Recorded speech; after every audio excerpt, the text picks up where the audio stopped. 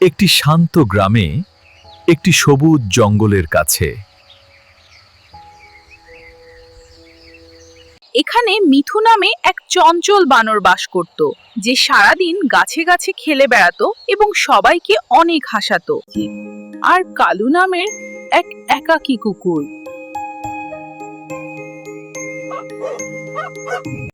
একদিন মিঠু কালুর দিকে একটি আম ছুঁড়ে মারল,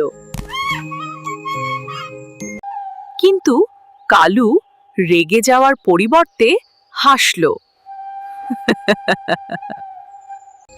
আর এভাবেই তাদের বন্ধুত্বের শুরু হয়েছিল।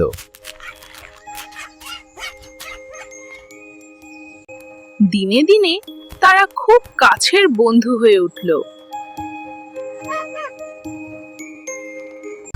One stormy night changed everything. Kalu মিঠুকে বাঁচালো এবং তাকে রক্ষা করলো। সেদিন মিঠু বুঝতে পারল এটা ছিল ভালোবাসা। They were different, but their hearts were one.